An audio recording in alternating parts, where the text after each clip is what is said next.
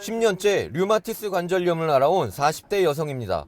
기온이 떨어지면서 통증이 심해져 병원을 찾았습니다. 처음에 팔목이 아프고 며칠 지나서 팔목이 괜찮고 나서 팔꿈치가 잘 때 남편이 옆에 있을 때 닿기만 해도 너무너무 아프더라고요.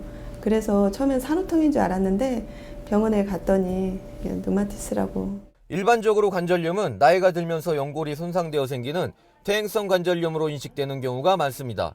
하지만 류마티스 관절염은 30, 40대를 중심으로 다양한 연령에서 발병하고 그 원인이 확실하지 않습니다. 류마티스 관절염은 혈액 안에 있는 면역세포가 내 몸을 공격을 시작하는 병이 되겠고요. 그 중에서 특히 관절을 싸고 있는 막이 공격을 당해서 관절에 염증이 생기는 병입니다.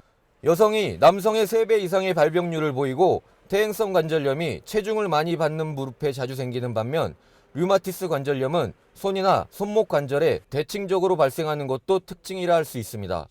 류마티스 관절염은 적절한 치료도 중요하지만 진행 속도가 빠르고 그에 따른 관절의 변형으로 삶의 질 저하가 크기 때문에 무엇보다도 조기에 진단하는 것이 중요합니다. 류마티스 관절염은 가능한 빨리 진단과 함께 적절한 치료가 중요합니다. 왜냐하면 관절의 손상이 질병 초기부터 나타나게 되고 그 시기를 놓치게 되면 나중에 적절한 치료를 유지하더라도 손상이 진행되는 경우들이 있는데요. 점점 그 기간에 대해서는 논란이 있지만은 가능한 한 3개월 이내에는 진단을 받고 치료를 시작하는 게 장기적으로 손상이 생기는 걸 막는 데 중요하겠습니다.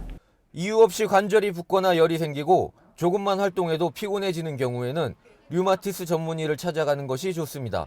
관절이 아프면서 관절이 말랑말랑하게 부어오르거나 열감이 느껴지거나 아침에 일어났을 때 손이 잘 쥐어지지 않는 뻣뻣함이 1시간 이상 지속이 된다 그러면 병원을 찾아서 진단을 받아보시는 것이 좋겠습니다.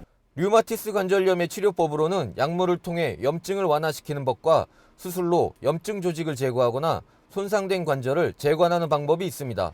하지만 류마티스 관절염은 원인이 밝혀지지 않았기 때문에 완치가 불가능합니다. 그래서 류마티스 관절염은 아직까지 완치는 없는 병입니다. 그래서 지속적으로 병이 진행하는 걸 막는 약을 치료하는 게 중요하고 그 중에서는 진행하는 걸 막는 약과 함께 초기에는 염증, 통증 가라앉는 약이 사용되는데 증상이 좋아지면은 진행하는 걸 막는 약만으로 유지가 가능하시고 약물적인 치료와 함께 가능한 한 유산소 운동과 스트레칭 운동 유지하시는 것이 도움이 됩니다.